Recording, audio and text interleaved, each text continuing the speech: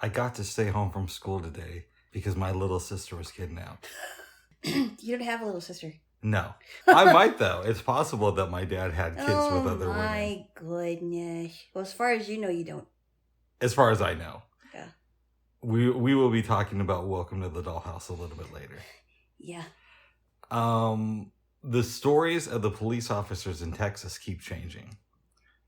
Yeah, we talked about that yesterday. But they've changed since then. Okay. Now they're blaming it, I guess, on the 911 dispatch people. Oh, wow. And they're saying that they told them not to go in. Really? But that story's not holding up because they're showing phone calls that the 911 dispatch people got after they said that.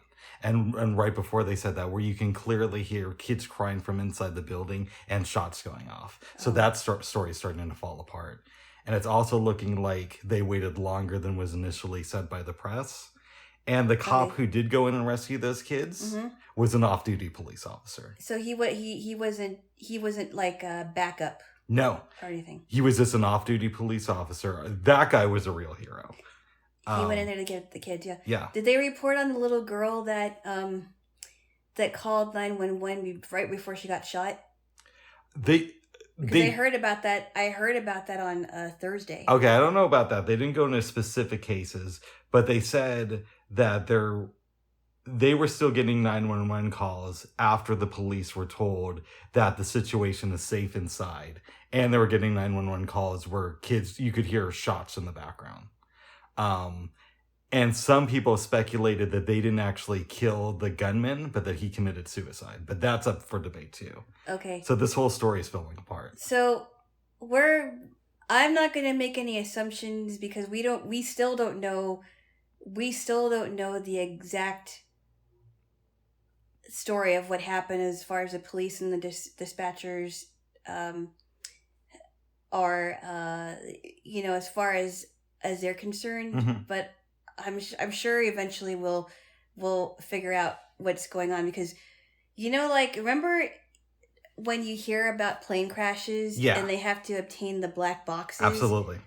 I'm sure that this story is going to eventually come together and we're going to figure out exactly what happened because, and there are parents that are still looking for their kids. It sounds like they don't know where they are, if they're safe, if they were killed also.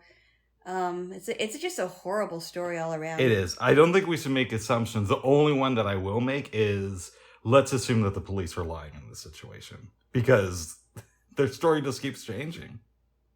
Yeah, but I don't know. I don't know who's to blame right now. I'm not gonna say the police are or the dispatchers are. Like I said, I mean, we are so quick to make assumptions about everything. True. That are happening in cases. Unless, of course, we actually have more evidence that's coming out. So I don't know. I'm not going to make any assumptions. I don't know what happened. I did tell you the other day before the latest version of the story. Yeah. That how fitting is it that the police are lying in a state where their, a main senator is named Lying Ted. Yeah. Does kind of make you add up together. By the way, I have a criticism of the NRA, but it's for not allowing guns at a certain thing. Guns at a certain thing? Yeah, so Donald Trump is scheduled to make a speech at an NRA convention this weekend. And while he's making the speech, there are no guns allowed in the room where he's speaking. No guns and no weapons of any kind. That's really hypocritical because... Okay, I really don't want to go on a rant about the NRA and how evil you think they are. I think that they do evil things. I don't think they're as evil as you think they are. I think that they have been misrepresented. I think that they started off with some good intentions. I don't think so because... You don't think they started off... No. That's not what I mean. I don't think that they're evil or they do evil things. I think that they have been very unjustly represented. And I think it's all in the name of gun control. I think that we should have guns in this country and the citizens should be allowed to have them. But I think reasonable gun laws, and they're fighting against that. They were against a law that would raise the age of a purchasing age of firearms to the age of 21 instead of 18. Are you sure about Yeah. that? Yeah. Okay, I don't know. But how do you feel about the fact that this is supposed to be a group of responsible gun owners? I don't. While you know what, I really don't know how I feel about it. Maybe in light of what happened, mm-hmm. maybe they would prefer that there were guns outside of the room instead of in the room. I don't know. But if they want to showcase how responsible their gun owners are, wouldn't this be great? I don't know. I mean, all I've been hearing is that he is speaking at he has a rally in Wyoming, but I didn't know about the NRA convention. Yeah, there's one oddly enough in Texas this weekend, so it's. I wouldn't make assumptions, Bubs. Okay. I'm not going to say that I'm okay with it or I'm not okay with it. I didn't hear about the NRA convention, so I really don't know. I'm going to probably be hearing about it next week. Yeah. I just think it's really hypocritical that you're not going to allow guns when the ex-president is speaking. But again, we are so quick to criticize those kinds of conventions when we don't really know why. We're only people watching this from, looking on from the outside. We don't know what's really happening. We just assume, we're just so quick to make assumptions about people being hypocritical. Even, I mean, and I'm talking about before we even know what was really going down, I think. With the NRA. With this. Okay. With this particular convention. With this convention, yeah. So I don't know why, but then again, I did not hear about that. Yeah. This is the first time I'm hearing about it, so I'm not going to make assumptions. Let me rephrase this then. On the surface, wouldn't you say that sounds like a hypocrite? On the surface, yes, I can understand why it looks like that, but again, it's just we're just looking on the surface. We don't know what's happening. We've never gone deep into it, so yeah. I'm just saying that we as human beings that are lay people are not are so quick to just assume things about people running conventions or organizations until I think that it's I'm trying not to do that, and I feel like I feel like that I have before. Okay. Fair enough. I would invite you to look into that. And I would also invite you to listen to the Columbine conference calls. Now, they're not actually from Columbine, Colorado, but what it is, you mean in the before they got to the school? No, it's not of them. I'm going to tell you what it is. It was the NRA's conference call that they had in response to the shooting in Columbine, Colorado. It was like a week later. Columbine High School? I'm sorry, Columbine High School. Yeah. I don't know why I said that. I don't know. It's okay. I knew what you meant. Yes. And it's their response to that. And it was, the phone recordings didn't get released until last year, but they're out now and you can listen to them online. And I would invite you to do that. And then we can drop the gun thing. This case has upset me. And I think it's one of the reasons why is because it's like the straw that broke the camel's back. Like, how many times can you hear about a school shooting and just hear, well, we can't do anything because of freedom? I think this whole thing that was leading up to the school shooting, I think it was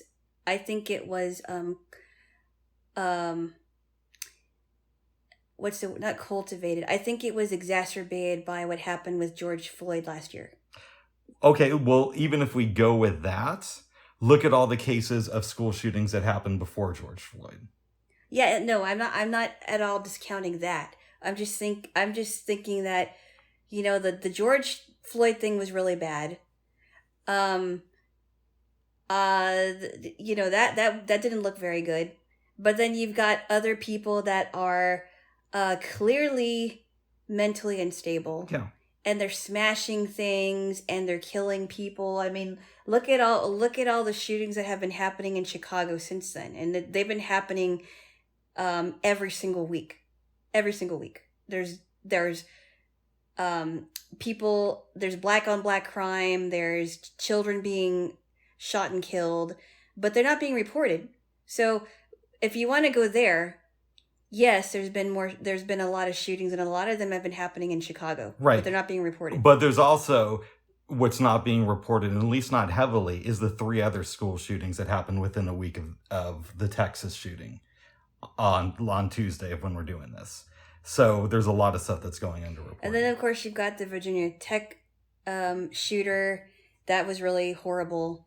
Well, so what I would say is... And not to mention, and I forgot to mention this before you go on, rather. Okay. I know. I get interrupted a lot. You keep going. I'm sorry, but I just thought of something. Go ahead. Well, and then there was a shooting at my own alma mater, too. And how did you get away with it? I wasn't there. Okay, sorry. I graduated. Go ahead. This happened years after. Tell me. There was a kid who was able to apprehend the shooter before anybody was killed, or any more people were killed, and I forgot who was killed. I think it was a teacher, and this happened across campus. So, and I wasn't there, but I heard about it because I was on my way to Washington on the train, and my sister called me and told me the story, and I'm like, I can't believe that. I didn't think that was going to happen, while I was in school there. Yeah. But it happened after I graduated. So now let me get back to what I was about to say is, again, this feels like the straw that broke the camel's back. And usually when there's a school shooting, people try to sweep it under the rug. Even with this case, they're trying to do that. And not just Republicans. Democrats are doing it too, right? Nobody in our government wants to have a discussion about this for obvious reasons. I think... Go on. Okay. But I think people are so fed up with this that it's not just with me, it's with everybody else. This ain't going away. Well, and it's been past time to have a discussion about gun rights in this country. Well, hold on a second. Can you let me finish speaking? All right.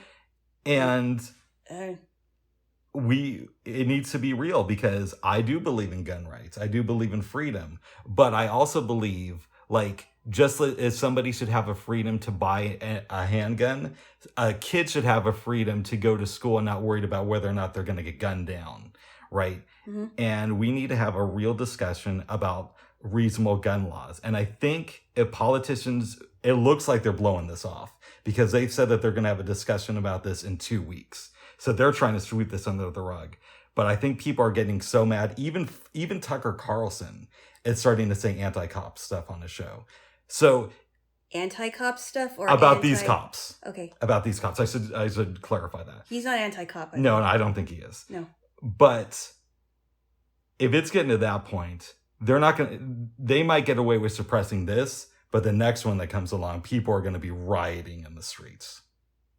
And honestly, kind of rightfully so. I think what we should recognize before all this stuff, before all the gun laws, is that there is evil in this world. And kids can be just as evil.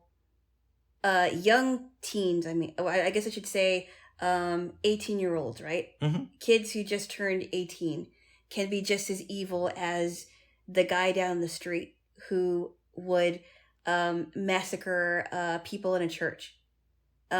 We need to recognize that, and there are people that just won't recognize that there is evil in this world. Not everybody is good. You do have to take precautions.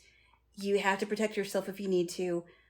I also think that people have the right to take matters into their own hands if the people that are supposed to be talking about this aren't going to do anything about it.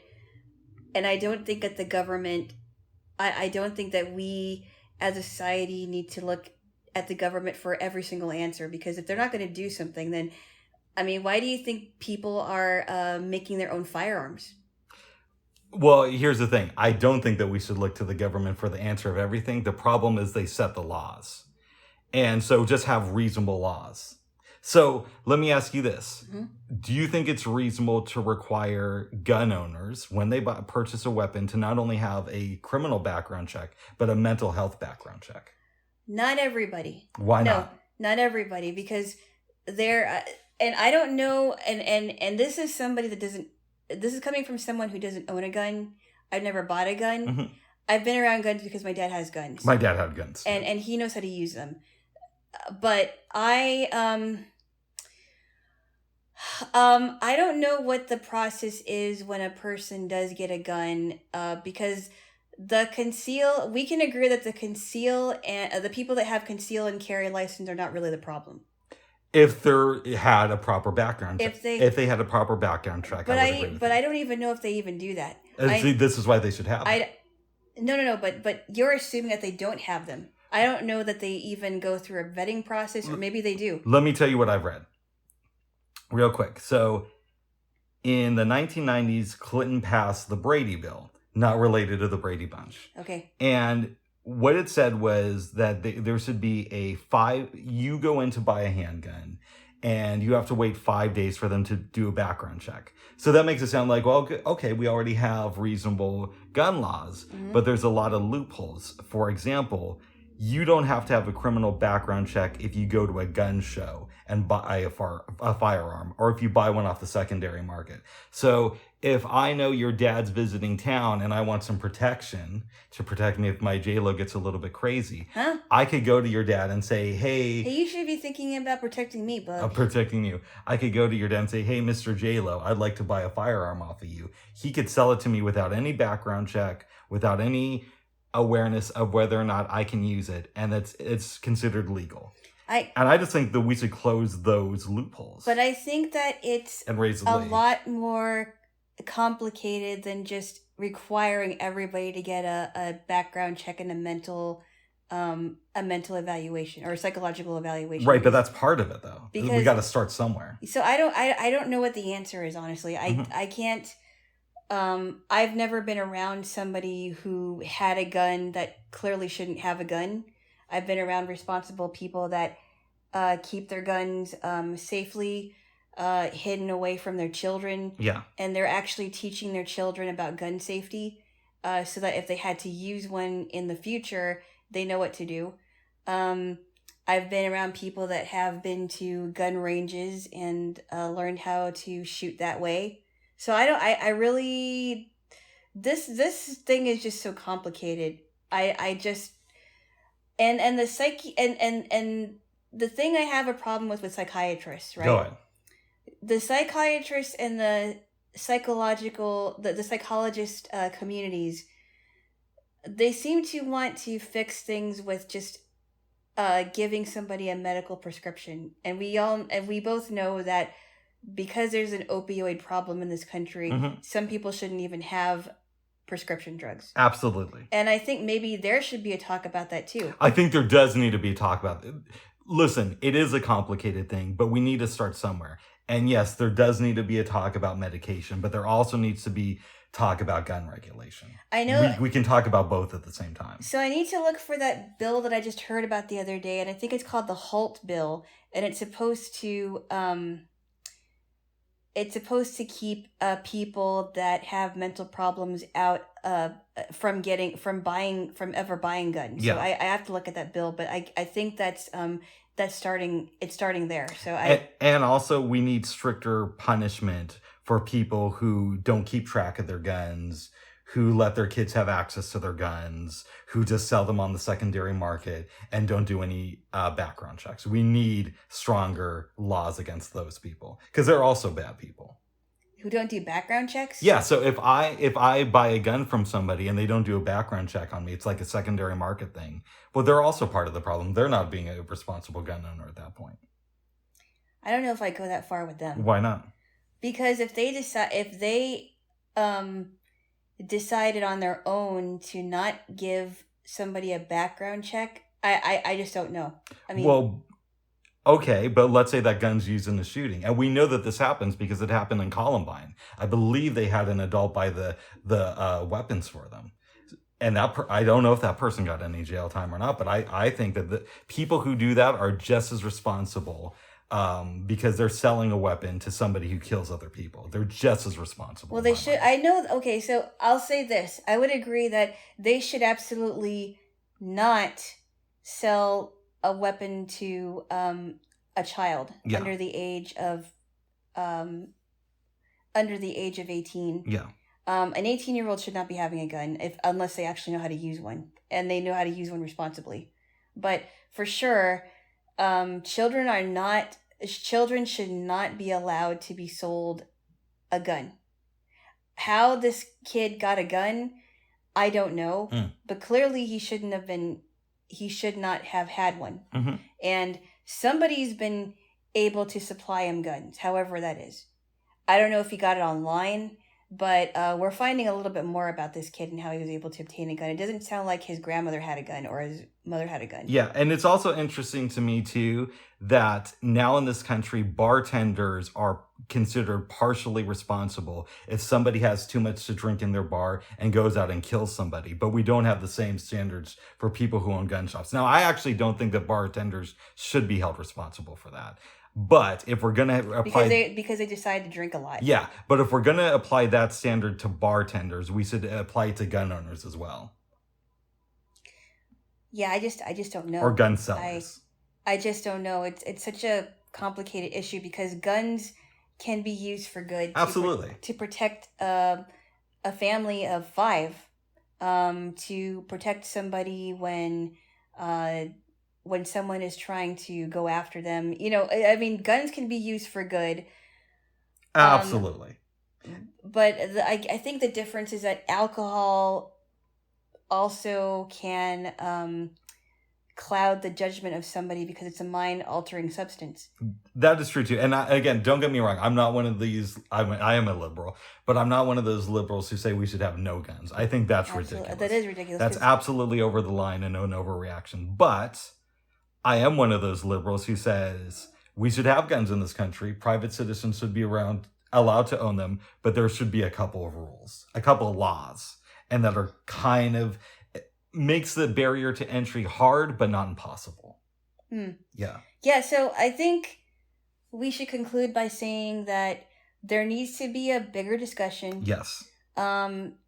With the people and lawmakers and local legislation. And I think the people should be involved in this discussion. It shouldn't just be like up to the government to decide.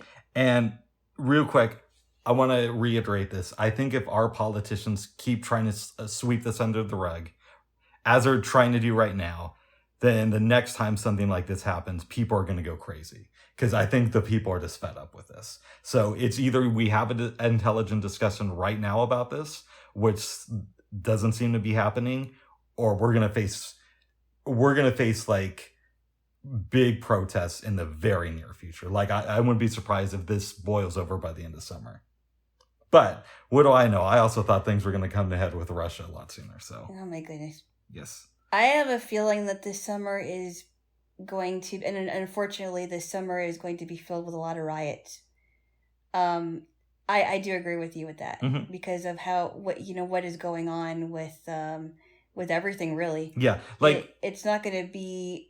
There are parts of the United States that are for sure going to be bombarded with riots. Absolutely. And you know me, I'm against riots. No. I think riots are the wrong way to handle things for sure. They make things worse. Peaceful protests, yes. Yeah. Peaceful protests, not a problem. If it's conducted in a exactly right order. But that being said, there is a reason that people riot, and it's because they feel with a lot of justification that they are not being heard. And we are living in a time to where the politicians aren't really listening to the people in this country. So I'm against riots, but I do understand why they happen. Okay. Yes. And I'm glad that you're against the vandalism of things because that's just not right. Absolutely. Don't do that. I am against vandalism. Yeah, you don't vandalize a coffee shop even though the people inside didn't do anything to you. If you go downtown Portland, there are still businesses that are boarded up. Oh yeah, I can understand that. Mm-hmm. That's why I'm a little bit apprehensive of being downtown for that reason, because in the heart of downtown is the heart of where all the violence was going on. Yeah. Against it, but I understand the reasoning why. It's like that Chris Rock joke where he talks about OJ and he talks about how now I ain't saying I agree with OJ, but I understand. It's like one of those things with me. I don't agree with the rioters, but I do understand.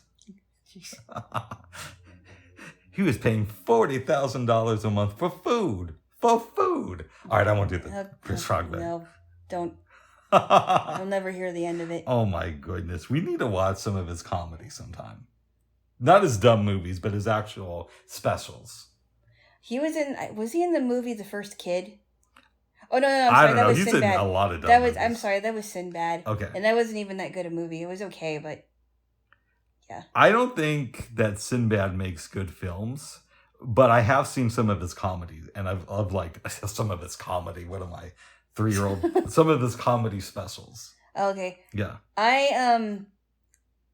I liked him in. He used to be in A Different World. He was good on that show. I like that one. Yeah. Yeah. And he had the Sinbad show for a while too, right? Yeah, that was alright because he had the 2 kids living with him. He's also a pretty good guest on talk shows. Yeah. You know how some celebrities will just go on and promote their project, and they won't try to make people laugh, and they won't talk about anything else. Yeah. Yeah. But there's a few people who are really good at that format. He's one of them. You know who else was good on an interview that I remember hearing was Ray Liotta, who just recently died. Oh, I didn't. Yeah, that's sad that he. That is very sad. Yeah, very sad. Did we talk about his adoption story? No, no, not here. I don't think. Okay, so he was on Tavis Smiley. I think I was in Denver when this happened. So this is probably. Oh, I might have even been living in LA. So this was a minute. A while back. Yeah. And Ray Liotta was adopted, as everybody knows. I didn't know that until you told me. Yep.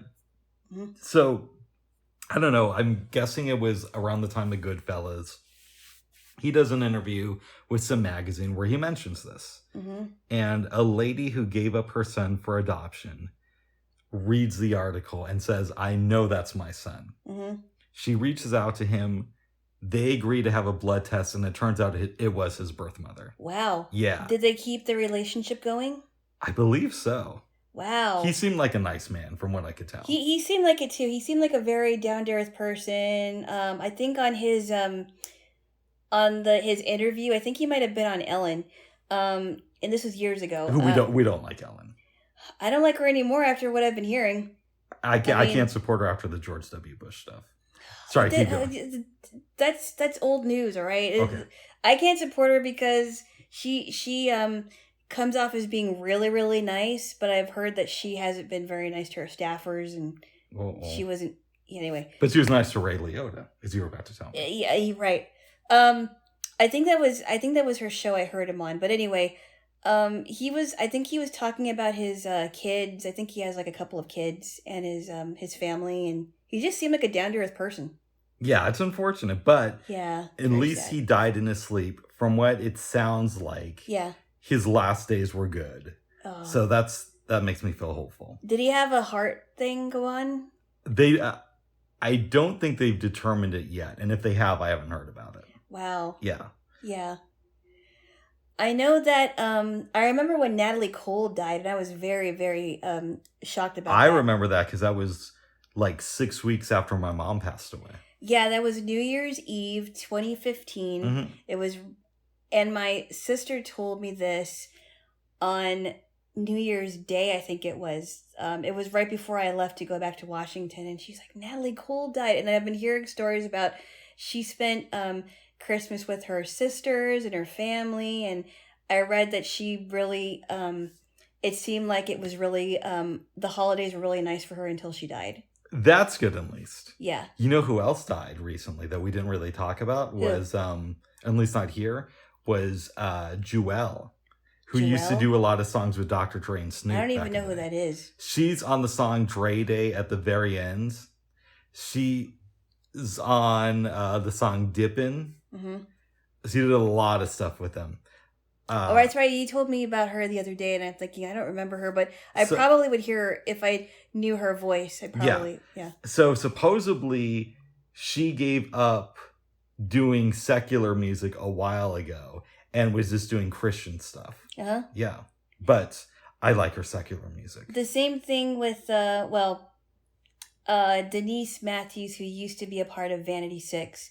She wasn't doing Christian stuff, but she was doing, she became a Christian years after that. And, but I heard that before she died, she was having some health issues, and I think she was almost blind.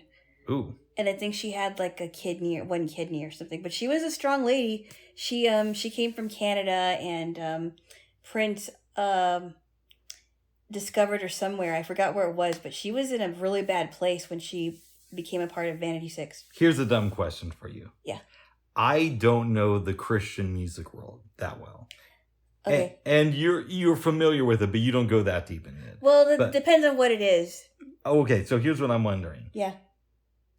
Are there any Christian music artists who are atheists and they're open about it, but they just say, I like making Christian music?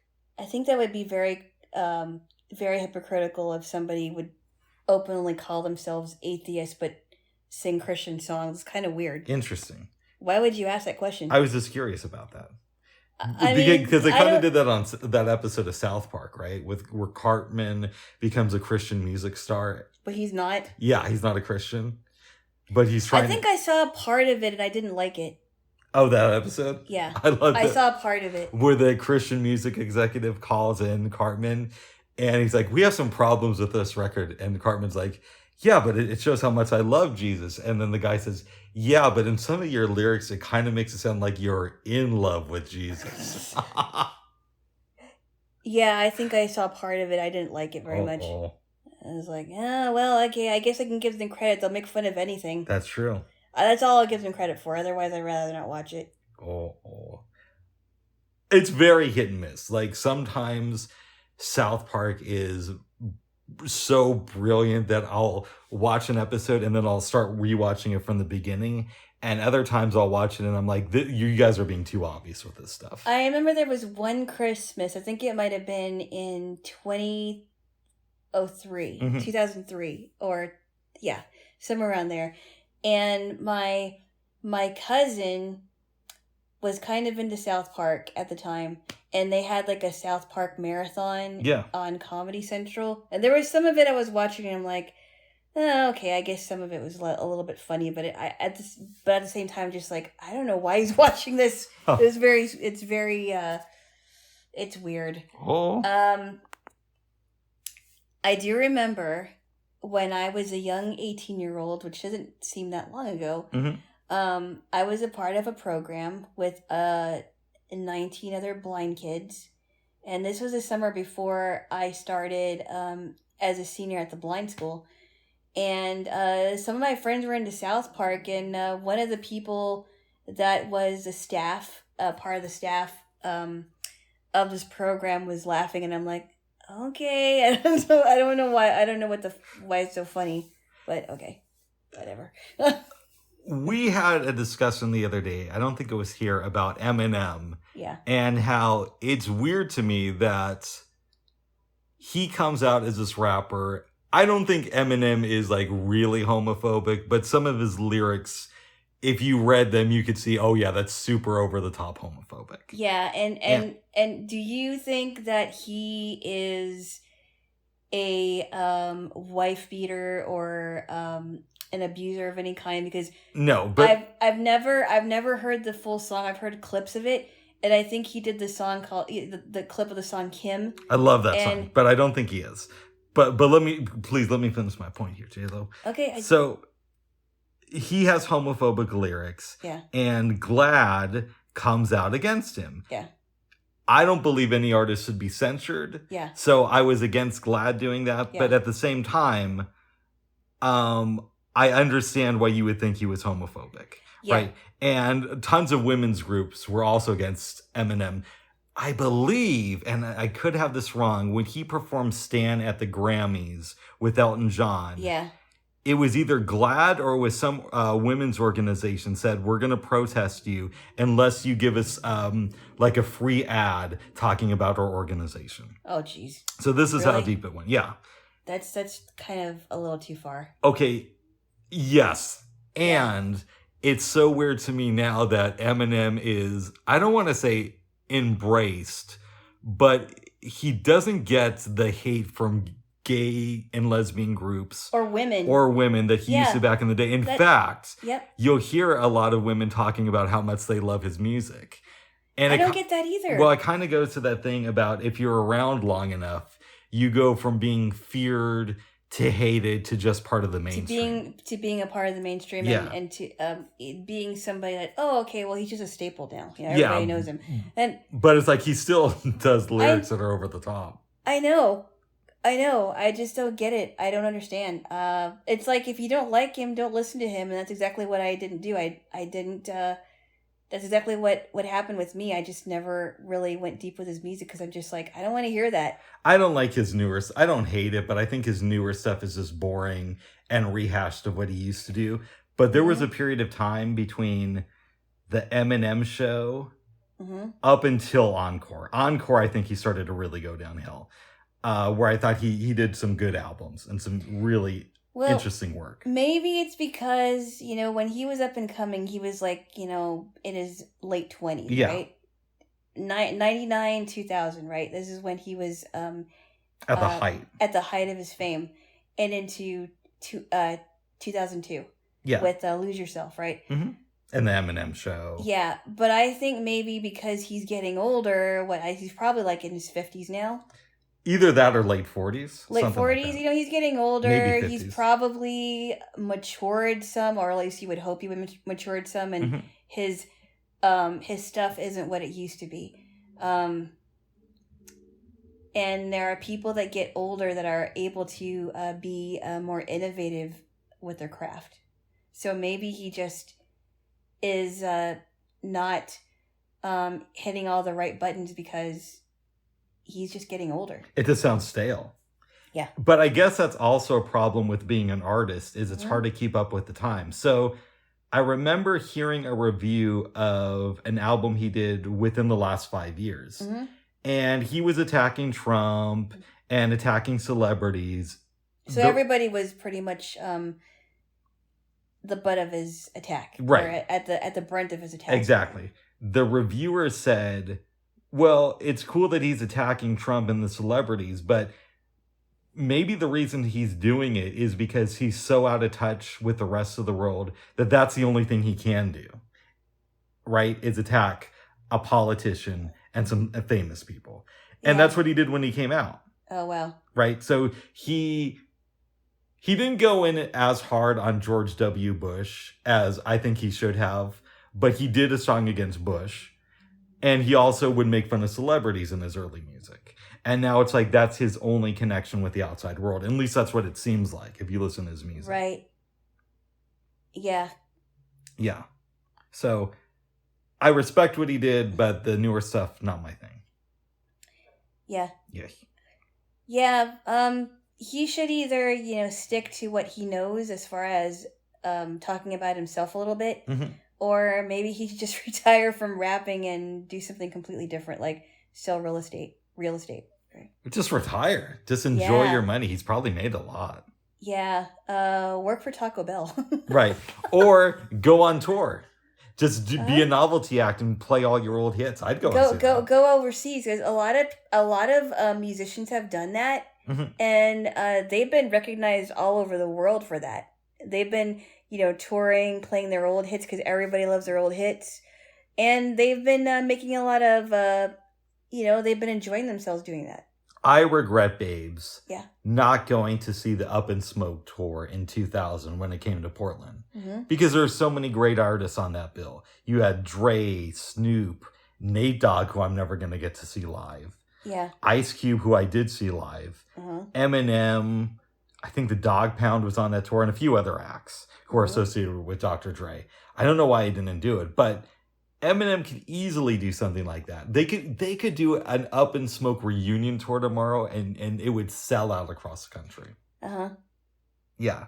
Well, I mean, I know it's easy to think in the past, like, oh, I should have done this, but maybe back then you didn't have the means to do it. You were only 17, 18 years old. I had a summer job. I still to this day don't know why I didn't do that. And I was a fan of their music, but who knows, Babes? Maybe we'll get lucky and we'll have Up in Smoke 2 smoked out. Okay. Yes. Well, you have fun then. You're going without Jaylo. It's not my thing. I'm just not an Eminem person. Right, but you wouldn't want to see Snoop perform live? I'm not really into that world, Bubs. Okay. I'm just not. I mean, the stuff on the radio is okay with me, but I'm just not. I'm not. I'm not really into that. Uh-oh. I'm just not. Oh, too bad. Okay. Yes. But I mean, if you're into that, that's your thing. I could really care less, to tell you the truth. Oh, we were talking about musicians who were coming to town last night. Uh-huh. I was reading you a list of them. Some of them are really expensive. Yeah. Now, if I would have known a lot sooner about some of the 80s people that were coming, I'm going to lay down. For all ages, I would have planned for it, but I'm not exactly sure what's going to happen because my mom is coming into town again for just a few days. Oh. She's coming, later on next week, so I would have planned it a lot sooner had I known about that. And the tickets are only for $21. What? So were you thinking about in specific? The Salt and Peppa, New Kids on the Block. Oh yeah, that one. And then it also had En Vogue and somebody else. Yeah, but I don't know what she wanted to do, and I don't even know if she likes their music too. But that was a part of my generation. I have no interest in seeing New Kids on the Block. Having said that, I would go to a Salt and Peppa and En Vogue show, and I'd probably go on time and see New Kids on the Block just so I could say I did it. Yeah, I've always wanted to see them live too. Yeah. But I don't know if I'm going to do that. I don't know if that's what she would want to do. Where was this at? Where would that be at? I want to say it was the Moto Center. The Moto Center, okay. And it is going to be, it's going to be later at night. There might be traffic. If it was earlier in the day or earlier in the week, maybe. Okay, here's how I look at something like that, babes. Yeah. Yes, it's later in the night. Yes, there's going to be traffic, all that stuff. Uh-huh. But after you do it, you can always say, I saw these groups live. Mm-hmm. And they sucked, or they were amazing, or I never expected them to do this song that way, right? So you're buying into not only the experience of the night, but also the bragging rights of that experience. Yeah, I don't know. Well, like, I'll give you an example. Drive-by Truckers came to town. This was probably 2016, a couple years before you and I started dating. Mm-hmm. And they were doing a free show at Music Millennium. Yeah. I saw this. I'm a bigger fan of their work now. And back then I liked their stuff, but I wasn't in love with it. Yeah. But I have a friend of mine who really enjoys their stuff. Mm-hmm. So I call him the morning of. I let him know. And he says to me, I don't know, man. That's later in the day. And that's a whole thing. And I said to him, yeah, but if you do this, in 40 years, you're going to be able to brag that you saw them live. So he goes to the show. We have a great time. Mm-hmm. And I overheard him talking about it like 2 years ago, right before the pandemic. And he said, I saw the Drive-By Truckers live at Music Millennium and it was one of the best musical experiences of my life. Mm. So I think if you have the means and the opportunity and you like those groups, you owe it to yourself to go and see them. Mm. And now having said that, I like Salt and Peppa and En Vogue. I don't know if I'd like them enough to go to. But if I was like you were, if I was a hardcore New Kids on the Block fan, I'd probably go. Yeah, I don't know. And so those tickets that you were looking at, you could buy them online. Yes. Yes. Mm. I might go to Alicia Keys. Mm. I'm a mid-level fan of hers. Yeah, I like the hits. I don't listen to the album. I do like a lot of her album cuts. I just wish it wasn't so expensive. Yeah, it's like $75. Yeah, I don't like that. Otherwise, I would have gone with you. Believe me. Oh. I am a fan of hers too. What's the deal with the Blues Fest? They're saying that day passes are $35 to $40. That could be possible. I'm glad it's not $80. Yeah. I could go for a day. I'm not going to go for the whole entire time.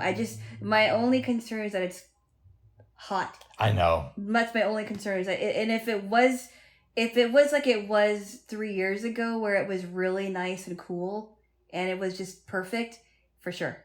Nice. Yeah. But it is going to be around for 4 days. That's true. It's the 1st of July, right? That's when it starts. Is it the 1st? I think so. Or the first week of July, right? Yeah. July 4th weekend. Mm.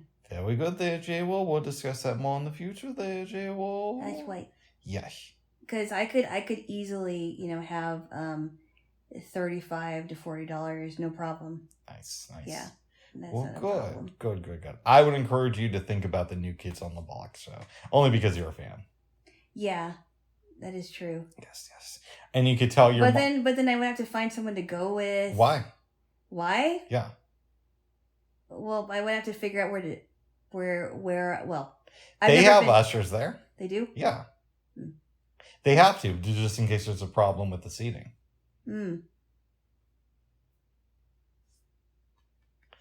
I would consider that. That is something to think about. And what website is it? I'll send you the info. Okay.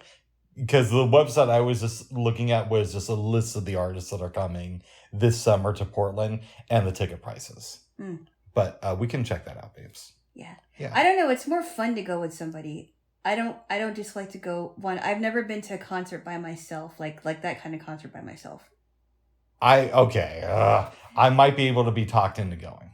But I mean, I don't know. What?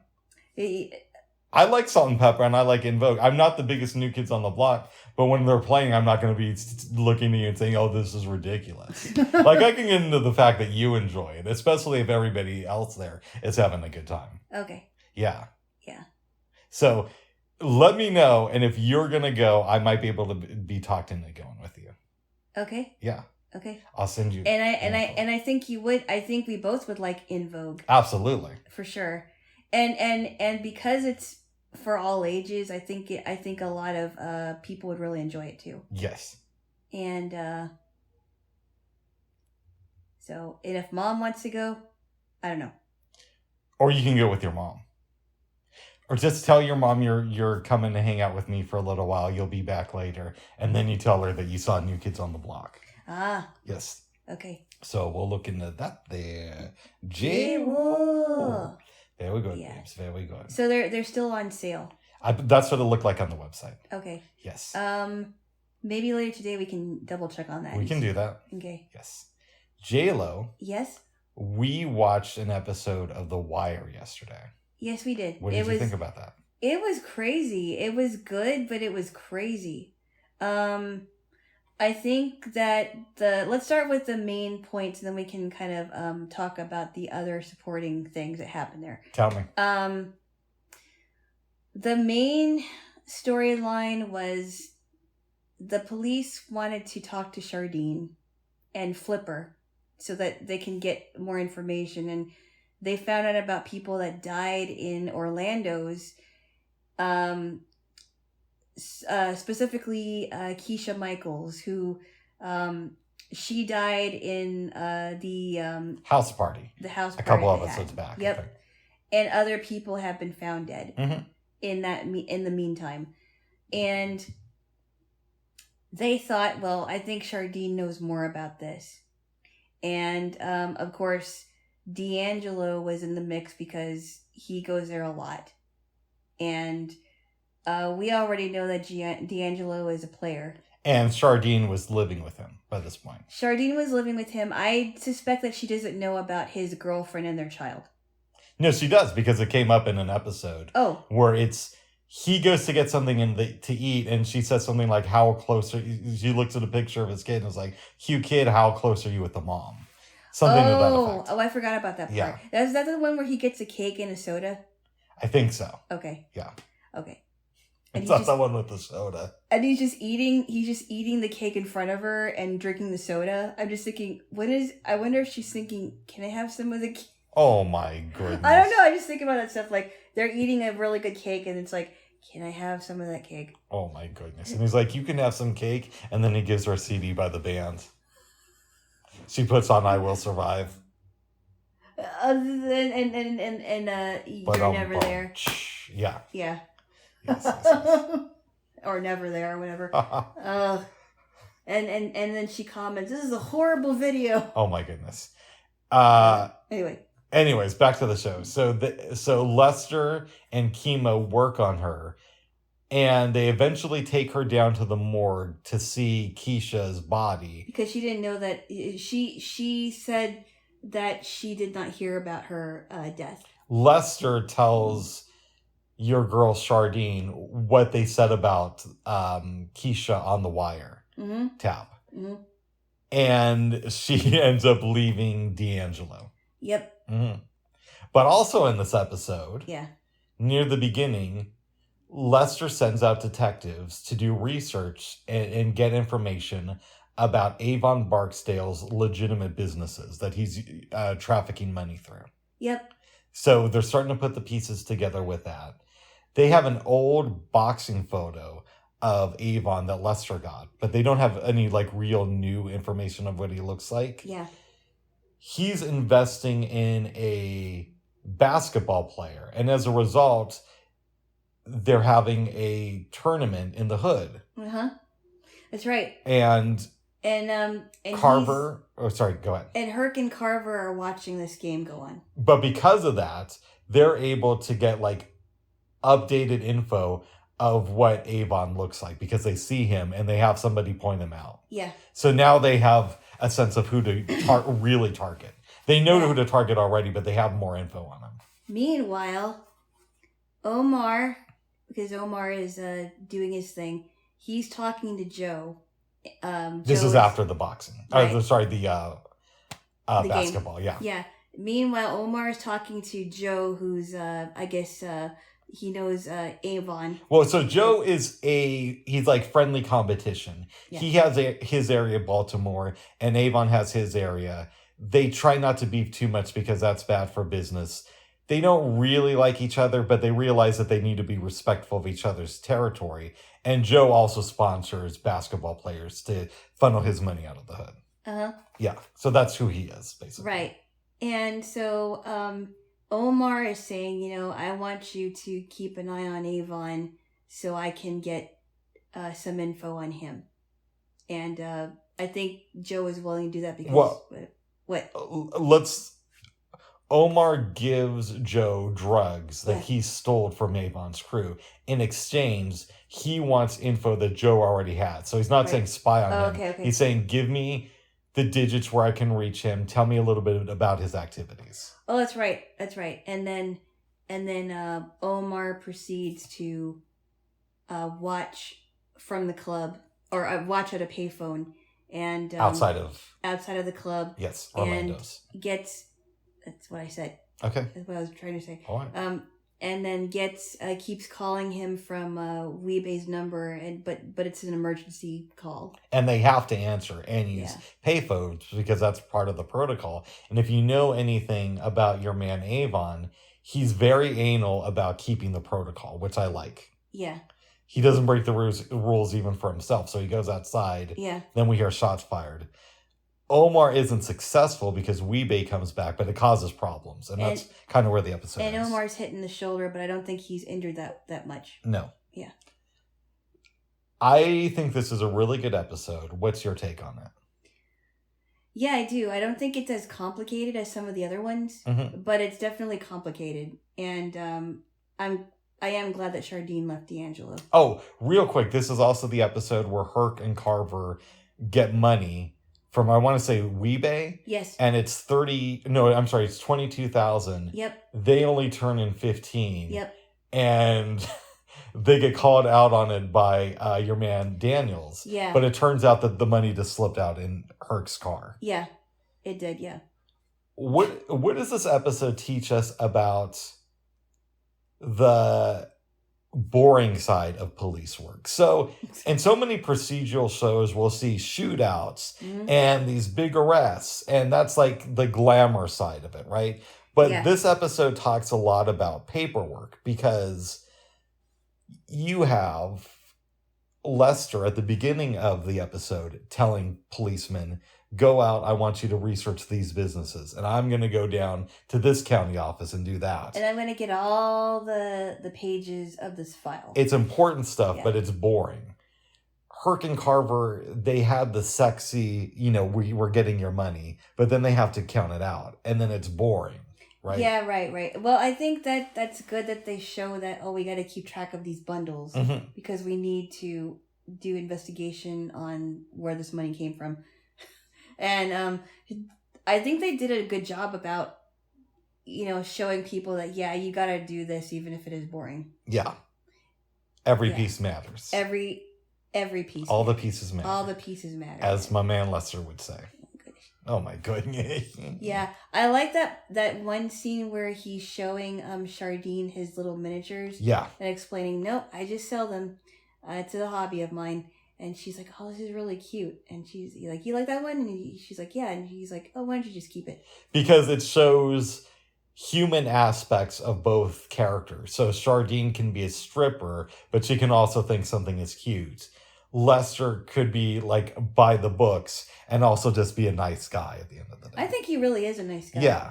But I think that he's so committed to this wire thing that he wants to get the bad guys. Exactly. And I don't think he wants to get his nose into a lot of trouble either. I think that Chardine probably was looking at these miniatures and thinking, oh, I could give this to a baby girl. Okay. Because remember when she's looking at the little doll in the crib? Yeah. I'm thinking maybe she's like, oh, if I ever have a baby, maybe I'll give this to her. Oh my goodness. That's what I think. I mean, that's the feeling I get from her that, oh, maybe she wants to be a mom, or maybe she wants to give this to somebody, to a mother. Oh, okay. Yeah. Well, very good there, Jaylo. So you liked it. Yeah, I don't know that she wants to strip anymore, maybe, because she has to leave that club. Yeah. Now that she knows about the murders. Yeah, it's like, it's a big mess. So I would imagine that maybe eventually she wanted to stop stripping altogether and do something with her life. Hopefully. It's really a short career when you think about it. At least when you're making good money. Now, I know that people can strip into their 60s at these, like, really seedy strip clubs. Where old men go to? Yeah, and people with weird fetishes. But I don't think they make as much money as you do when you're in your early 20s, Or if you look good in your 40s, No, if you look good in your 40s, you're still going to the secondary strip clubs. True, very true. Yeah. But if you're in your 20s and even 30s where everything is still, good, yeah. Early 30s, maybe. Early 30s, maybe. Yeah. Maybe. Yeah. But even that's suspect. But they want them younger. Yeah. They want them younger. They want them in their late teens, early 20s. Mm-hmm. Because they're more impressionable. You know what I just thought, babes? What? I know you don't listen to Howard Stern, and I bring him up a lot. I know you do. Without fail. Not in every episode. Not in every episode, but a lot. You've been doing that lately. What? I remember once back in the 90s, he had this guy on who ran this porno site, right? And was he a younger guy? I don't think so, but here was his catch. Yeah. He knew that people were into looking at younger people, specifically young men, if I remember them right, who were underage. Underage, wow. So he... so here's what happened. Okay. He legally couldn't have pictures of underage people on his website because that falls under child pornography. It is illegal, yeah. So here is his way around it, which is sick but also kind of brilliant. Okay. He would go on the internet and look for like people who are just about to turn 18 and who wanted to become strippers, but who looked really, really, really young for their age. And then within 3 or 4 days of their 18th birthday, he would take pictures of them and post the ID picture of them on their website too, so that people would know that they were... ID picture? Well, not the actual ID, but just so people would know that they had literally just turned 18, and even though they looked like they were 12. Oh, wow. Yeah. That's really sick, Bubs. But also kind of brilliant, too, when you think about it. Kind of, but still very sick. Because they're barely legal. I mean, really. But they are legal, though. They are legal. And they look young for them. But they're barely legal. I don't know. That's just sick, Bubs. And brilliant. Oh. Yes. Brilliantly sick. Oh, my goodness. Well, good for them, babes. Oh, my goodness. I just kissed your hand twice. You just kissed mine. And I just kissed yours again. Okay. Yes. So The Wire's good, babes. Yeah, that was a crazy episode. Nice. Yeah. We also made pizza. It turned out really good. I really liked your crust. Thank you, babes. You do a better job at crust making with the pizza crust, but I think because I've had a go at it a couple times, I know what goes into it. But I think that your mixer did a really good job with that. Oh, thank you. Yeah. Well, let me ask you something. You had never made bread before we started dating. Not regularly. No, I've done that in the past when I was much younger, but no. Okay. I know you don't really do it when I'm not around. No. But are you at least starting to enjoy that process a little bit? Kind of. I would like if I did make bread a lot more often, for sure. I probably would have your mixer. Yeah. A mixer like yours, rather. Mm-hmm. Not your mixer, but a mixer like yours, because it would be a lot quicker. Yes. Because bread takes time. Also with biscuit dough, because I've made biscuit dough before, and you have to knead, and you have to squeeze, and you have to pound the dough sometimes, and you got to turn it, and it just takes a while to get it the right consistency. And it can't be too wet, and it can't be too, this to that. Nice. It's precise. Well, I'm glad you're starting to enjoy it there, babes. Yes. Yes. Yeah. Yes. In 1994, babes. Uh-huh. I want to say it was the summer. Mm-hmm. Probably June. Yeah. I'm at home and I'm watching Channel 12. Mm-hmm. Which I don't know what they do now, but back in the day they used to air a lot of movies. Uh-huh. Some of the local channels did too, yeah. Yeah. I saw a lot of movies that summer on Channel 12. But anyways, yeah. They aired Back to School, which is the first time I saw that with Rod Dangerfield. Rodney. We called him Rod Danger sometimes. No, you did. I did? Yeah. I don't call him Rod Danger. Oh. And I've probably seen the film one or two other times. I'm saying one time since then. Mm-hmm. I actually think I watched it again right before we started dating. Mm-hmm. Like maybe a month or two before we got officially hooked up. Okay. Last night, you had never seen it. We sat down. Yeah. And watched Rodney Dangerfield. In a movie. Would you stop that? Called Back to School. Or next you're going to call him, next you're going to call one of the actors Samuel Ken. No, Samuel Kinison is in this movie. Sammy. A young Samuel Kinison. Just call him Sam Kinison. Okay. What else? What did you... you want to give an overview of this film? Okay. Or do you want me to do it very quickly? I'll give an overview and you can, fill in the parts that I haven't filled in.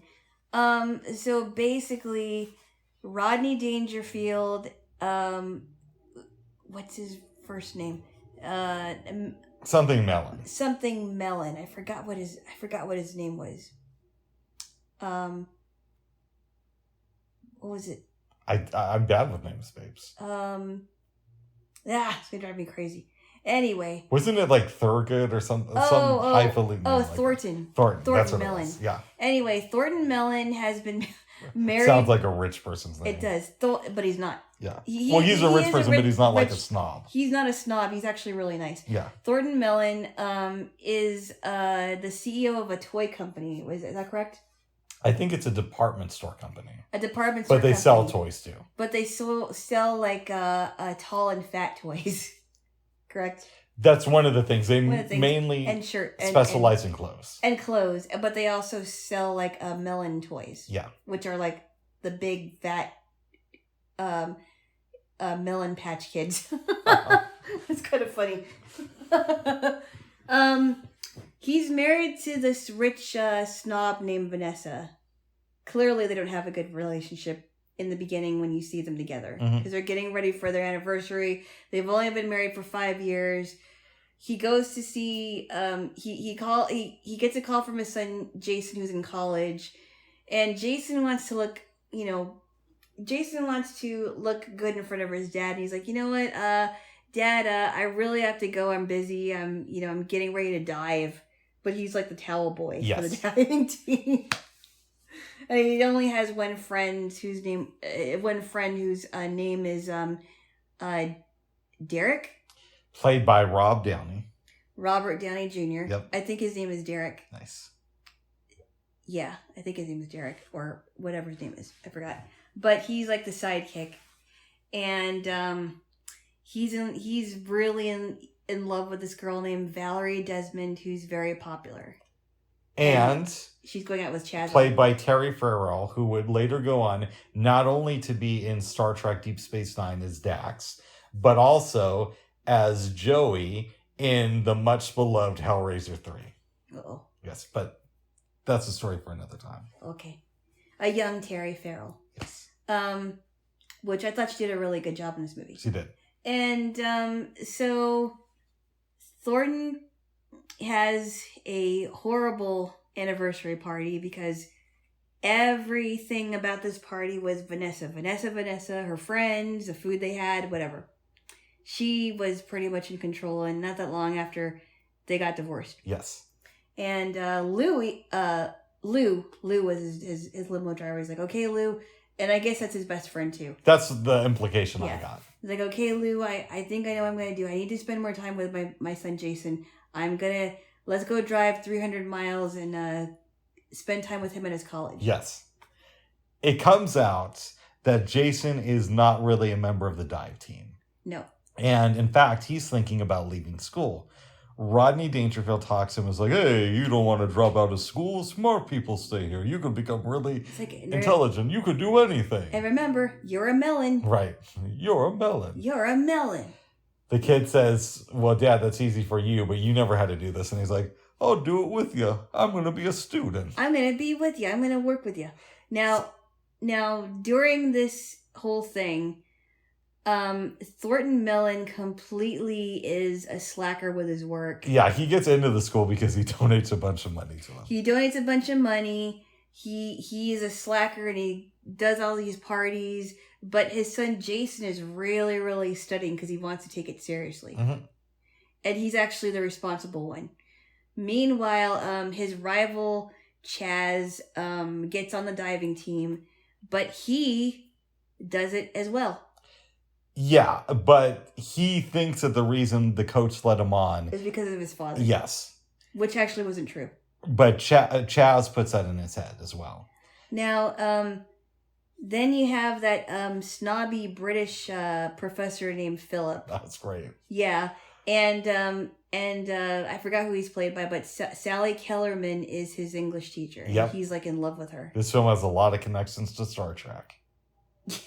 Because he was Dr. Daner in Where No Man Has Gone Before. Yeah. Yes. I didn't see that one. That's good. That's like considered the first official episode of Star Trek, even though The Cage was before it. And Philip, the British professor, is so irritated that he really wants to make his life miserable, his college career miserable, and Thornton is a freshman and he's just new at this. And Samuel Kinison is a history teacher, and it's kind of like, even though it's like a variation of what Samuel Kinison used to do on those old recordings, it works in this movie.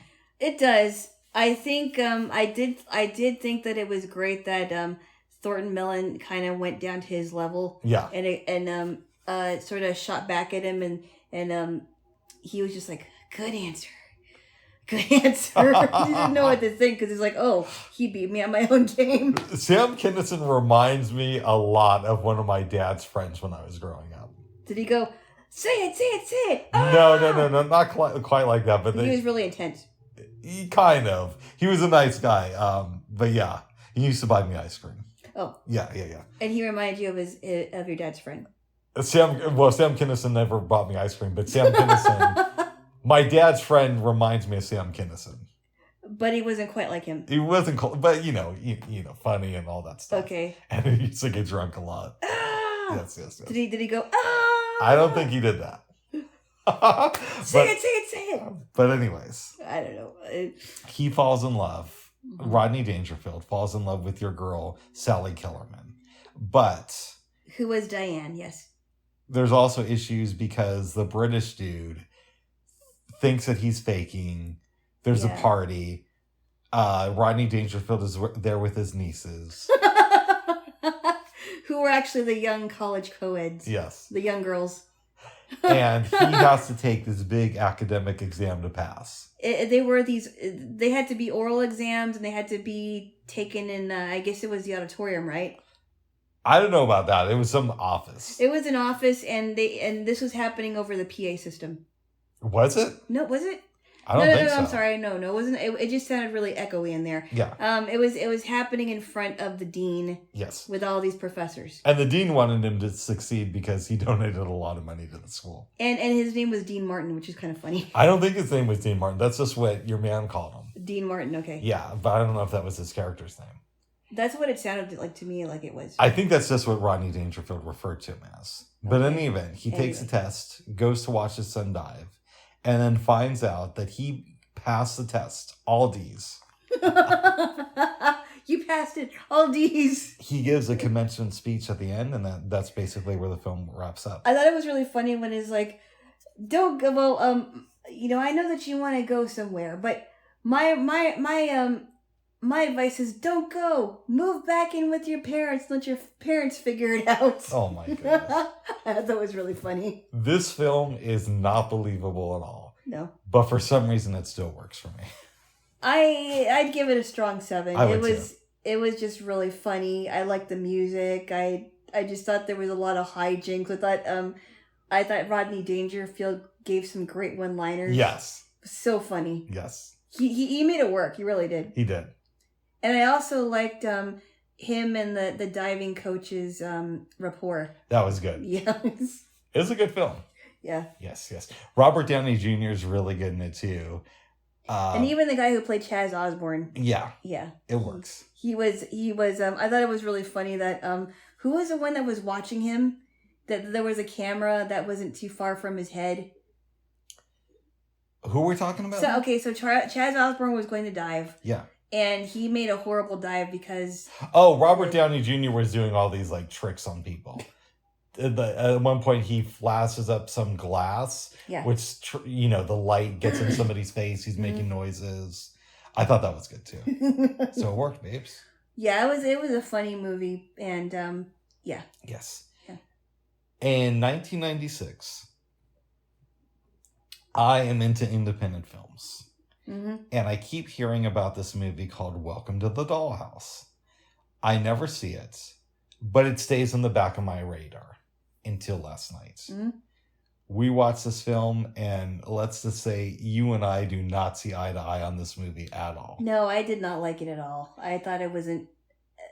I thought there were parts that were funny, but I didn't think it was laugh out loud funny. I thought this film was great. I didn't. And I'm of two minds about something. On one hand, I wish I would have seen the film earlier. Mm-hmm. But on the other hand, if I did, I would have really hyped it up to you. Yeah. And then I think that would have made you dislike the movie more. Really? How? Because I would have told you how great this movie was, as opposed to saying, I heard this is a really good film. Mm-hmm. And then we would have watched it. I would have still liked it, and you wouldn't have liked it. Yeah. So not knowing what would have happened in the film, I think was actually a benefit to me last night. Okay. Because I could go in and say I didn't really know much about it. Yeah. I thought this film was really good. Really good. I'd give it a strong 8. Okay, well. Here's the basic premise. Yeah. There's a girl played by Heather Matarazzo. Her name was Dawn Wiener. What a last name for a geeky person to have is Wiener. Brother Mark, little sister Missy. Yes. Harv and Marge are her parents. She lives in, I want to say New York or New Jersey. I don't know. I think it might have been New Jersey. Yeah. And she's the middle child. She gets bullied at school by a lot of people. For instance, there's a scene at the beginning of the movie where Dawn sits down at a lunch table. The girl across from her said, hey, somebody just barfed in that where you're sitting. Yeah. A couple other girls come up and say, hey, are you a lesbian? Yeah. And they start laughing at her. Yeah. The girl sitting across the table from her says, yeah, she's just trying to hit on me. Yeah, liar. She just tried to hit on me. And then she then bullies her into the bathroom and makes her... shit in front of her. Right. Yeah. That's later in the film, though. I know, but that's pretty much what that girl That did. girl was really weird. She was... And she tried to... Yeah, anyway. She made me laugh, though. I didn't like her. Uh-oh. I didn't like her either, but I thought she was funny. She's kind of like a character you love to hate. Now, Dawn also doesn't get a lot of love from her teachers. Nope. She's doing a test in class, and this kid, Brandon, looks over at her, and she tells the teacher makes both of them stay after school. Uh-huh. As a result of all the pressure, Dawn does bad on her test. Yep. Right? Yeah. So, a little bit later in the film, they're in an auditorium, and this girl who maybe is a couple years older than Dawn, Dawn's in middle school, comes up to the stand and talks about how she was a normal girl, just like all of you in the audience, until she was kidnapped about a year ago. Right. And then there was this whole thing with the spitball. Yes. That was happening during the assembly. Brandon was throwing spitballs at her, so she tries to throw them back. It goes into a teacher's eye. Which is great. I thought that was kind of funny too, that actually. Was great. The parents, it seems like, love their other kids more. The son is allowed to have this band that really isn't that good until they get a lead singer named Steve Rogers. And at one point, Dawn was like really crushing on Steve Rogers. I love this. She finds out from her brother Mark that Steve will go out with pretty much anybody, even if they're ugly. So she goes to talk to one of Steve's girlfriends, Ginger, who says, "Hey, we finger fucked." And she says it so bluntly. I laughed, but later on, your girl Dawn is in the bathroom. It's late at night, and she's thinking about what Ginger said while she's looking at her fingers. Oh, wow. I thought that was okay. I thought that was kind of funny, but I thought, okay, that's ridiculous. Yeah. So one day Steve Rogers comes over, and Dawn is the only one there. She starts playing piano for him and feeding him all this food. He's stuffing his face. I really like that. And she's watching him as he's eating whatever she gave him. Yeah. She had a friend named Ralphie, and they started the Special People's Club. Yes, they did, and they had this. They were the only two people in the club, and they had a clubhouse in her backyard. Yep. The parents are having a 20th anniversary, and everybody has to pitch in, which means that Dawn is encouraged to break down her clubhouse. And when she says, she wasn't encouraged. I was about to say, babes, yeah. When she says that she's not going to do it, Dawn's mom enlists the siblings to break it down for her. Yeah. Before that can happen, she becomes closer with Brandon. Which is weird because Brandon was the guy that tried to hurt Ralphie. Yeah, and he threatens to rape your girl. I know. Yeah. My girl, I don't like her. You don't like Dawn? I mean, okay. I thought she was all right, but anyway. Okay. I thought she was eventually more trouble than she was worth. Oh wow. Okay. But what do I know? They hang out. Dawn is kind of staying in her room as a celebration is going on, looking at people. She comes down, tries to find Steve Rogers. He's with some girl, and she's like, "I want to ask you to be part of our very special people club." Special people club. And he's like, "You know what special people are?" Yeah. This was back in the day in the 90s when certain terminology was used more commonly. And I think he says that's what they call retarded people. Yeah. Right. He leaves the state to go and become a music star like Jim Morrison. Yeah. Right? And one day, Dawn is coming home from school. She runs into her mom, and the mom says, "Hey, I want you to leave. I left a note from Missy, letting her know that I won't be picking her up from, was it ballerina practice? Ballet practice, because Mrs. Golden is going to do that. Yeah, and just make sure that she gets it. She gets it, and she does it. So Dawn sits down on the couch. Missy comes in with the phone because Ralphie's on the other end, and Dawn just starts yelling at Missy. But that was later on when she came back. No, that was then. Oh, I'm sorry. Right that was right before she goes. I'm sorry. And then Missy leaves. Dawn intentionally doesn't give her the note, and then Missy becomes a missing child. Right. Right. I know. That's why I said that she ended up being more trouble. She was worse. Really? Well, I mean, it's not her fault. No, I'm not. I know it's not her fault that she got kidnapped, but if she gave her the note, then she would have probably gotten home. I don't know about that because for all we know, she got abducted on the way to the class. Okay. It's never explained. It isn't explained, but I kind of thought, I kind of understood why she wouldn't do that because her parents were not exactly, showing her, giving her a lot of attention and appreciation and love. And Missy got more of it, and so did Mark. They were more invested in those two. So I kind of understand why she didn't give her the note. Dawn eventually goes to Times Square because that's where Missy's tutu was found. Right. But go ahead. But by then she calls the brother and it's so funny that this scene was kind of funny actually. I actually laughed at the scene where she's like, "Well, you're too late because we found Missy this morning and she's fine." And it's like, well, we found out that Mr. Kasdan was the one who kidnapped her because they found pictures of her, and he's probably going to get a divorce. Yeah, she's probably going to get a divorce from it. She's probably going to divorce him, Mrs. Kasdan, and then she's like, well, did he rape her? And he's like, no, but I think she wishes that she were there because she had her own TV, she got a lot of toys, and she got to have McDonald's whenever she wanted to. Wow. But it was funny because he was really nonchalant about it. Yes. Before we find Missy, we discover that Brandon is going to be leaving school to go. He's supposed to go to like a boys' school, or his family's moving away, something weird like that. Yeah, they don't explain that either.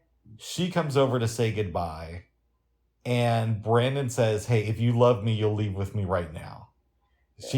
Dawn doesn't do that, so Brandon jumps out the window and just runs away. Yeah. The movie ends at this assembly where your girl Dawn comes up to thank everybody for helping with Missy, and then they just start making fun of her. No. That's not the ending. That's not? Because she ends up going to Disney World with the hummingbirds. Oh, you're right. I'm sorry. Yeah. After that, and then it shows her on the bus ride, and everybody's singing, then it slowly goes to Dawn, and then the movie ends. Yeah. I really like this movie. I thought it was great. I still didn't like it. Wow. Yeah. I'll tell you why. To me, it captures what it's like to be a teenager and feel like nobody loves you. Mm-hmm. And feel like you're completely alone in the world. Mm-hmm. But it does it in a funny way. It kind of hits you over the head with it, but you're also laughing while it does it. So I appreciate it from that angle. Mm-hmm. And I also don't think you would make a film like this today. I think. Oh no! There's a lot of things that wouldn't be allowed. I will say that the two mean people. Yeah. Lolita, the one in the that accused Dawn of being a lesbian, mm-hmm. and then Brandon. Both very weird, both very mean, but they did a good job about it. I will say that. You could only make this film in the 90s. Like, yeah. I don't. Not only do I think it couldn't be made today, I don't think it could have been made back in the 80s either. No. This is a very time-specific film. No, yeah. It definitely wouldn't have been able to be made in the 80s. I believed all of the characters in the movie. Even though some of the scenarios were over the top, I believed every one of them. Yeah, I think I just didn't like it because it was so over the top for me. It did hit me over the head with it, and I'm like, oh, okay. It just did not appeal to me. Wow. Just like The Jerk wouldn't appeal to everybody. Okay. I told you last night that even though there had been school shootings before this movie, but they weren't as prominent as they became in later years. Yeah. But as we're watching the movie, a big part of me is thinking this is going to end with her shooting up her school. Yeah, I understand why you would think that. But I thought maybe if something didn't happen with her and Brandon, which it didn't. Yep. I thought maybe she was gonna knock him out somehow. I'm glad it didn't go that way because that would have been easy. Yeah. And I'm glad I was wrong about the ending because that would have been a weird end to this film. Right? I'm glad that he didn't hurt her. Mm-hmm. Yeah, because he threatened to rape her a couple times. He did. He really did. And when she said, "Do you want me to lie down?" I thought that it was going to happen. I'm also happy that things don't end well with her and Ralphie. And the reason I am is because you have that scene where he hears Don arguing with Missy, and she like sort of disses Ralphie. Yeah, like really, really, yeah. In most movies, especially at that time, they would have had to have a make-up scene where she says, "I'm sorry." He tells her how he feels about her, and then they forgive each other. I'm really glad they didn't go that route, because that would have been super easy to do. I also like that she didn't end up with Brandon either. Yes. Because, you know, when a kid is growing up, you know, coming of age, you would hope, in some movies you think that, oh, she's going to have some kind of a love connection with one of them. But nothing happens. It's also super ballsy to put child abduction in a comedy like this. I know, because it's not something to laugh at, really. and then you see the dad upstairs, which I felt bad for the dad too. He had a breakdown a little bit after Missy was abducted. Yeah, because and Dawn's trying to comfort him by giving him some tea, and she's like, "Well, don't worry, Dad, you'll have me and Mark." He's just like, "Oh." I felt bad for the dad though. I did. But the mom just seemed very disconnected with Dawn. Yeah. And I didn't really like her character at all.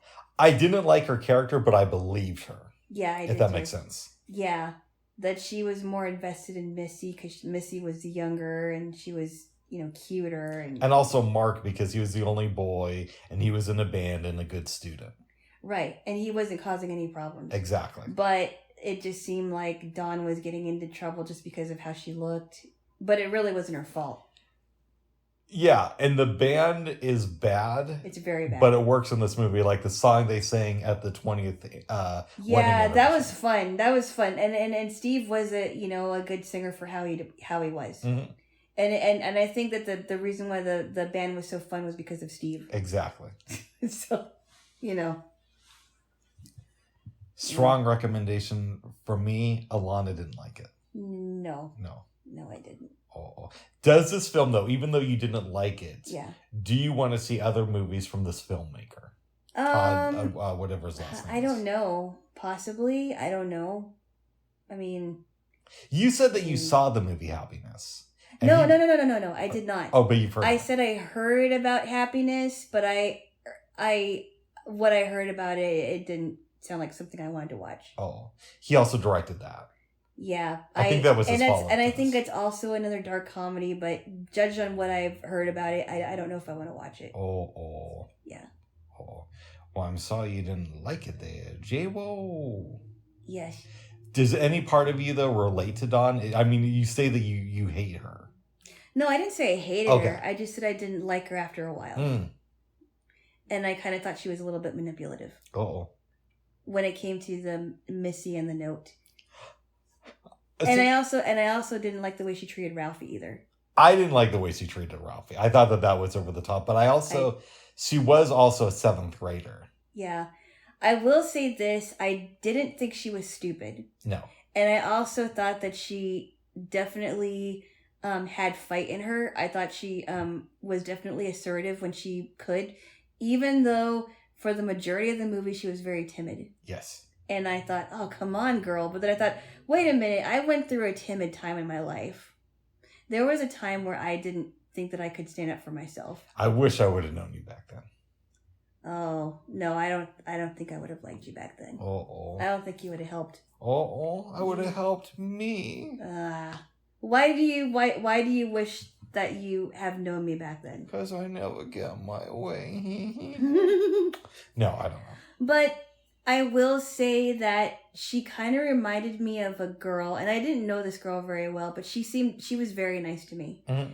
And I felt so bad for her because she didn't look like, you know, she was a dweeb back then. She wasn't very pretty, and people would beat her up, and it just seemed like it's because of how she looked, and maybe she wasn't popular, but I thought it was very sad, you know, the way that she was treated, and she was always really nice to me. I would say this. Mm-hmm. I regret being an asshole to people, especially girls in general, when I was in middle school. This film made me regret that even more. Yeah. Yeah. So, and then I remember thinking about that girl that I'm talking about. My Spanish teacher was saying something like, "Oh, there's going to be a birthday party for her," and I thought, and I wasn't able to go, but I thought, oh, I wonder how many people are going to show up. Yeah. Because she wasn't treated very nicely. That's too bad. And the year before, I was bullied before the year was over, and for no reason at all. This girl was very nice to me in the beginning, and then she just found out she just waited until the right time for her to completely turn on me and bully me for whatever reason. I don't know, but I just felt bad for that girl, and I wish I would have gotten to know her more, because I think I might have liked her. You might have, babes. Yeah. She actually reminds me of a girl that I knew in high school. Mm-hmm. The character in this movie, the Dawn Wiener. Yeah. And I didn't know her that well, and I think she only went to MLC for like a year. If I remember right, her parents are from Chile. Uh-huh. Very nice girl, but very quiet. Yeah. And I could be remembering part of that wrong because I'm Rick, and I may have been high a lot of that time in high school. Because it was called high school, for real. No, Bubs. Oh. That's what they called it, high school, I think. No, it's for higher learning in school, Bubs. Okay. Not because you got high most of the time, which I wish you didn't. Oh, what else? You would have been a lot more alert. What else? And probably a lot more astute. What else? Okay. Yes. Well, that's why we have you here, Jaylo. Okay. So, mixed feelings about it. I will watch it again sometime in the future. This is a film that I could see revisiting. Alana, not so much. But it was an interesting experience, though. And there were things about it that you liked. I think that I did feel compassion for her because some girls do actually go through a time where they are bullied and bullied relentlessly. And that made me think about the girl in 8th grade that I knew. Oh. Yeah. There we go, there, Jaylo. And that I felt more and more as I gotten older that, don't pick, I felt so bad for the underdogs. Yeah. Don't pick on them because, you may have been picked on just as much as they have. And somebody could be thinking about picking on you. So exactly. I just thought, don't pick on them, because they could very well be your best friends. You never know. Life is crazy. You never know. I mean, people, kids can be cruel. I mean, that is a movie. Even though I didn't like it, I have learned even more in that movie that kids can be really, really cruel. Yep. Yeah. Yes. And hopefully when they get older, they'll understand that they shouldn't have been so cruel. Well, good. Yeah. Well, babes. Yes. We're going to do a reading hour soon. Yes, so there's a couple things that need to happen before that, but we need to have some snacks. Yes, we do. Need to. I think so too. I'm pretty hungry. I'm reading the Lyndon Johnson book right now, and I'm at the point where he was running some committee and having all these hearings, and it was talking about how he manipulated the committee members because he wanted to become powerful in the Senate, and they would release all these press statements. And one time he gave an exclusive to, I think, Newsweek. It upset other reporters, so they actually started reading his committee reports and found out that a lot of the quote-unquote headlines were very misleading about what the reports would actually say. So an example of this would be, I think he told the press that, oh, this is horrible. There are all these military bases, but yet we don't have enough room for soldiers in them. So a lot of them have to sleep in tents. Yeah. But meanwhile, when you looked into it, you realize that's what happens a lot of the times, is soldiers have to sleep in tents, and it's part of training. And a lot of these tents were furnished with heaters, right? Wow. But also because of these committees, this particular one, rather, that Johnson was on, it changed the way we look at military bases. So, for example, one of the people who was interviewed for the book, who was part of the committee, said, if you go by a military base now and you see that it has housing for families and a play area for children, you can thank us for that. Because that's what our committee got. Okay. Yeah. So that's where I'm at in the book. Wow. Yes. Very good. Yes. And then, of course, Lyndon Johnson was on the Itty Bitty Kitty Committee. Oh, really? Sorry, that's a dumb joke. That's misogynistic, babes. That is misogynistic. You're the one who made it. I'm sorry, I shouldn't have done that, babes. What, yeah. But yeah, so we're going to have fun today, Jay. Well, real quick, did you have any dreams? I did not, but I slept so good and so long last night. I really needed it. I did too. But I felt very refreshed. I had a dream that I was hanging out with Dr. Dre at a music festival that he had started and was supposed to be headlining. But at the last minute, he told everybody there that Bruce Springsteen is going to be headlining instead. And he's just going to watch the show. That's pretty And I funny. was joking with him, oh, before I die, I got to see you perform live. Yes. So it's kind of odd that we talked about Up in Smoke today. Mm-hmm. Yes. Mm-hmm. Well, very good, babes. Did you have anything else you wanted to say? No, I think we said quite a bit Yes. for what we said. We did. All right, give me a kiss. Oh, okay. Okay. Bubs, I'm hungry. Give me a stop distracting me. All right, go ahead. You be a good boy. I always am. All right. Bye-bye for now. Bye-bye. Hold on. Bye-bye. Bye-bye.